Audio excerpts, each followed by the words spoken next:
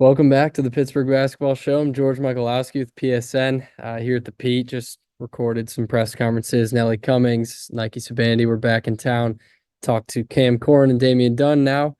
We've got a very special episode of the show. Welcome on to Mo Gueye. Mo, thanks for coming, man. Thanks for having me, man. So you're playing for the Hornets now. In summer league, you had 21 points in the first game, and then a little ankle injury I saw.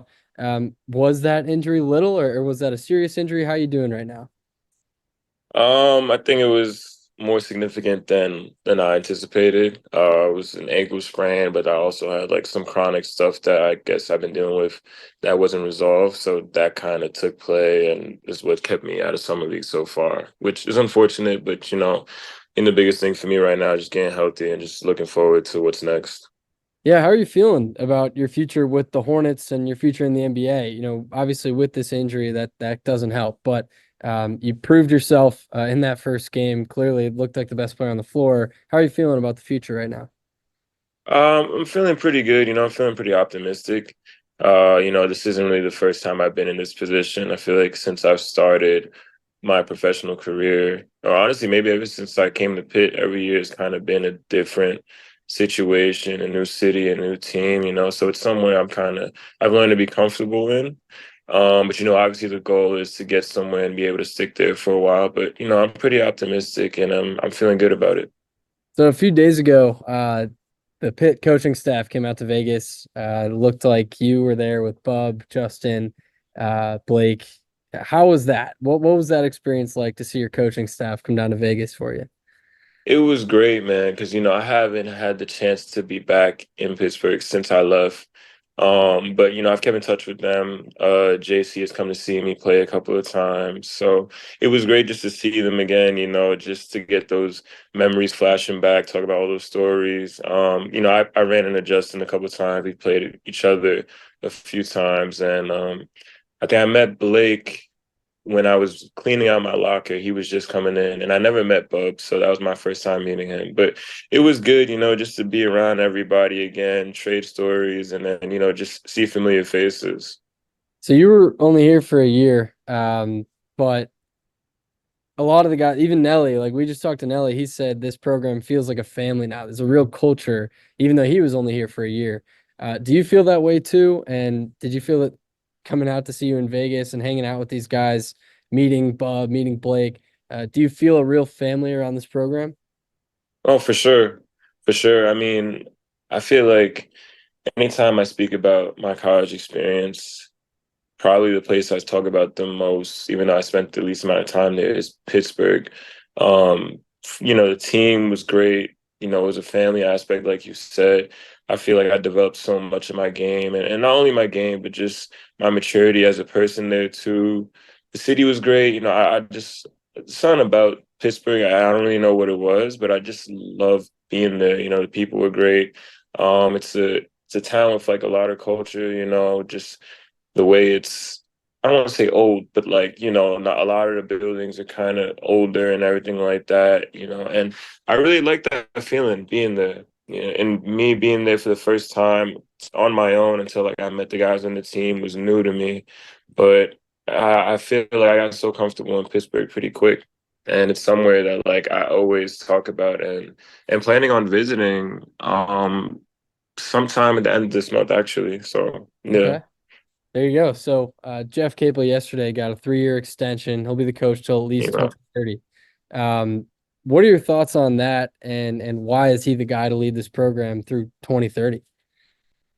I saw that yesterday, and honestly, it just made me so happy because, I feel like their first couple of years, like they weren't given the proper chance to really instill what they were trying to do, just due to like unfortunate circumstances, injuries, COVID, whatever the case may be, you know. And I feel like after my year there, especially with JB coming in and him kind of being, I feel like one of the first guys in Nike and some and still they brought that back that next year with the new cast of the twins, Blake and all that. You've seen it translate, They had a great year. He won Coach of the Year.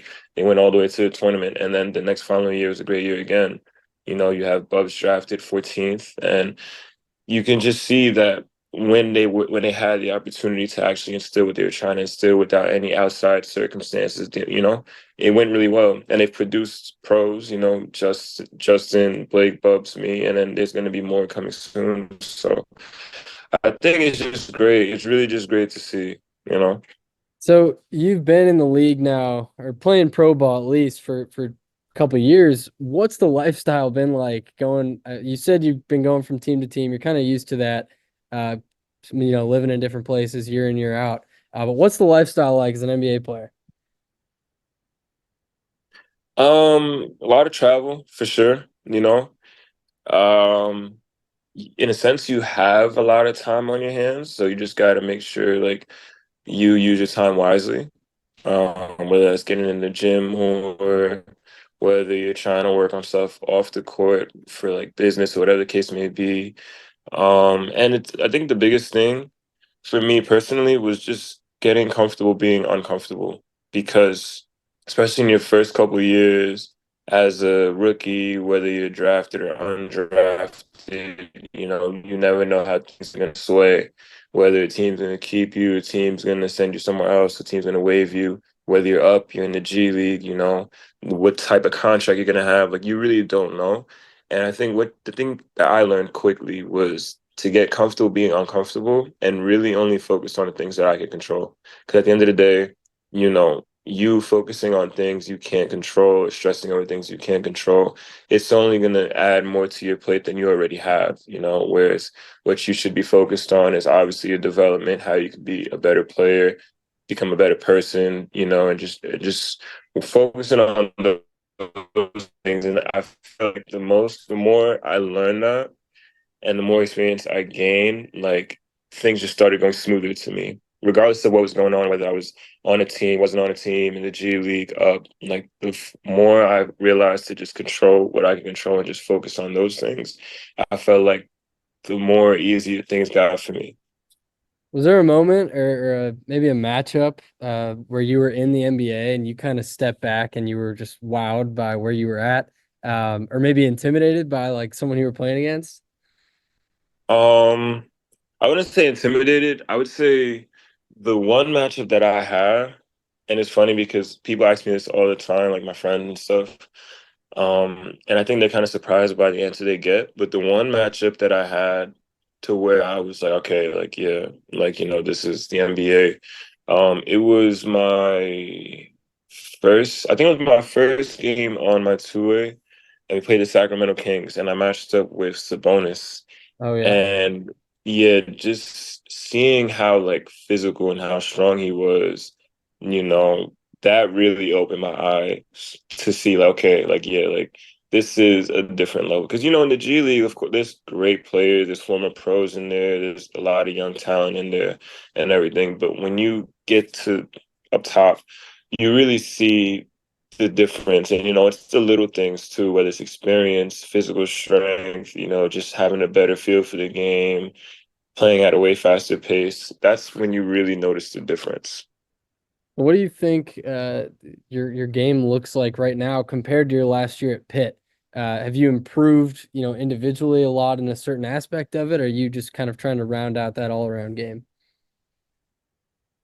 Yeah, I feel like it's kind of funny because I referenced a lot of my game from Pitt this past year and also this past off season. I think the biggest thing for me going into this next year and in this off season was to improve the consistency of my jump shot. And I feel like my year at Pitt was the best I shot it in college. So I spent a lot of time this off season. I would text coach T.O., because we did a lot of one-on-one work when I was at Pitt on my jump shot and just like kind of focusing back on those details, the things I did then that, had me shooting at such a high clip and just having that confidence to shoot that way. And I feel like I seen that translate, in the off season, in that first game of summer league, I kind of feel like I had that feeling back. And then also um just continuing just to affect the game like on both ends of the floor. I feel like that's been my biggest trump card is my versatility, my athleticism and my length, and being able to affect the game defensively and offensively. And I feel like, that's what draws teams in and, it's kind of my selling point. So just focusing on all those things and just becoming more consistent, keeping the game pretty simple. I feel like this being my third year, the game's starting to slow down for me. So, just focusing on those things really. So back to the shooting conversation. I heard an interview with CJ McCollum a few weeks ago, and I'm interested to hear what you think as another NBA player. If you were just in an empty gym, no defense, you're just shooting threes, you're practicing your 3-point shooting. How many do you think you'd make out of 100? Like what's a NBA player shooting with no defense on him, 100 shots? Okay, so we actually do this a lot like in practices, like in the week. Like let's say we'll have a week in off season when we train, and then like we'll probably do this like maybe 3 out of the 5 days of the week. And obviously it just varies depending on how good of a shooter you are. Some guys, I say the average guy probably gets anywhere from like the 60s maybe. And then like I've been around real good shooters like Garrett Temple and Jordan Nwora. And I remember one day I think he got 93 out of 100, That's and he literally insane. missed like four in his last spot. So and that was probably just from fatigue. So he probably could have got like 90, 96, 97. So it really just depends. But that also just shows you the level of the level difference in the pros, where it's like, an open shot, open 3-pointer, some of these guys is kind of like a free throw. So, and it just shows the direction the game is going. Obviously ever since like Steph Curry came in and kind of revolutionized the game, threes are such at a high value that, you want your players 1 through 5 being able to at least knock down the corner three. So yeah. Yeah. What position would you say that you play in the NBA? Because I mean, you kind of, at least when you're at Pitt, I kind of played like a shot rim protecting, but like guard role with the ball in your hands. Like you can stretch the floor, hmm you were saying. What position do you think you play? Um, I guess you would kind of classify me as like a 4 or 5. But I feel like the way the game is going right now, it's really starting to become positionless. I mean, you got 5 men or like four is like, I don't know, like Scotty Barnes initiating the offense. Um, yeah, and it's funny because Coach Charles from the Hornets, he came to me at one of our first practices, and he was just kind of getting us organized in our script. We was going through offense, and he was like, "Mo, you're the 5, and this, and that." And then like a few minutes later, he comes to me on the side, and he's like, "Hey, listen, like when I said that to you, I wasn't trying to." Classify you or like put you in a box or anything. And I didn't take anything from it. Like I just know we're just trying to get organized. And then he was like, I look at you as a player. Like, I don't look at you as any type of position. I just look at you as a player and you're able to do all these great things. And I just feel like that's the direction the game is going right now. Like you have these players all different sizes being able to do all different types of things. So it's starting to become more positionless and just you just have a bunch of guys out there that can just play the game, and just understand the game. But for me, I guess I would classify myself as like a 4 or 5. Yeah, of Gotcha, man. All right. Well, thanks, Mo, for joining. I really appreciate it. We'll be watching. course. Yeah, we'll be watching you out in Charlotte or wherever you end up playing this NBA season. Good luck the rest of the summer. Heal up and keep going, man. Appreciate it. All right, Mo. I'll catch you, man.